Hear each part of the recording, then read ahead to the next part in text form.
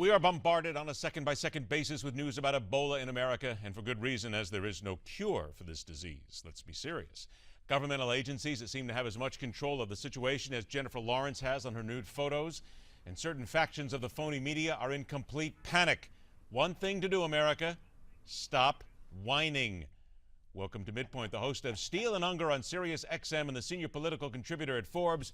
From New York City, Rick Ungar joins us today and wants everybody to stop whining. I promise, Rick, we won't whine. Yeah, I love the way you said that, Ed. That was excellent. Well, you know, come on. Every now and then I get one of those moments of brilliance where it all just happens to pop in there. Kind of like anybody on television, right? Never happens. Never happens to me. Here you go. Here's your big title there. America the Whiny. America blames everyone for an Ebola disaster that has yet to occur. Well, now, wait a minute. Let's be fair. I mean, it's not a disaster. I'm with you on this one. There's too many of the right. morons out there who are just screaming about this and looking for clicks and ways to go ahead and make a buck.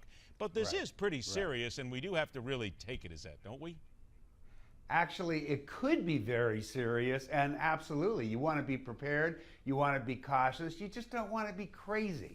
And what the article is really directed at are those on both sides of the political aisle who are playing politics with this. The Democrats put out a ridiculous ad trying to get the Republicans in trouble. The Republicans responded with all kinds of foolishness. Shut up, you guys. This is not political.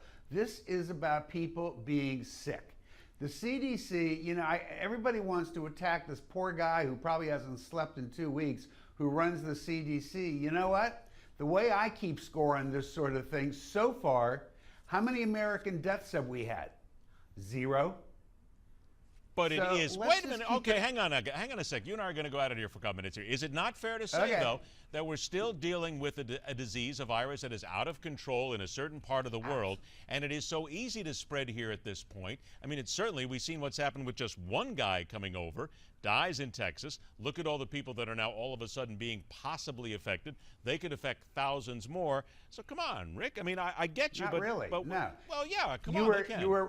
You were right in the first part. It certainly can be dangerous, but the truth of Ebola is it's absolutely not particularly easy to spread around. It's not easy at all. It doesn't mean it can't happen, and that's why we have to watch the people we're watching. You know, there's a fascinating thing that nobody's picking up on for some reason. We had those 2 Americans who were sent home, about a month or 2 ago, because they had contracted the disease while doing, charitable work over in Liberia. Right. They brought home. Have you heard of one of the healthcare workers who helped those people getting sick? Not a one. We do have 2 people in Dallas because, look, we see the errors that took place there. But you know what? Errors happen. It's a terrible thing for an error to happen when it's life and death, to be sure, but they happen. You don't get involved with criticizing them and beating the stuffing out of them during the problem. You wait until you've controlled the problem. You wait until Ebola is no longer a threat.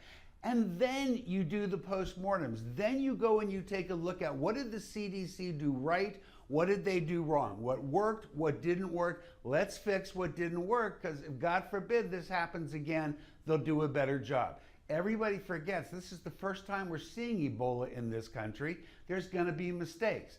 To go on television and scream for somebody's head, I want them fired. For the United States Congress, by the way, to hold hearings yesterday at this stage of the game and take this man, or men, because there were a number of them, who I think probably had busier and more important things to do than prepare and sit through a congressional hearing. Also, these people running for office could sit there and get their questions in.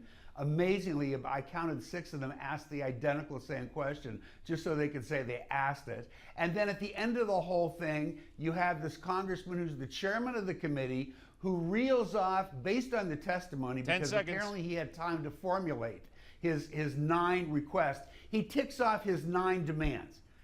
Guy's not a doctor, and he had those demands before the hearing. I'm going to give you this. We're all out of time. We're all out of time. A perfect retort. I'm going to give that one to you, and I promise, Send that for the rest of the time we covered Ebola on this show, I will not whine. How's that? Attaboy. There you go. All right, Rick Ungar, thanks so much for talking to us. We'll catch you again. Good weekend. We're right back.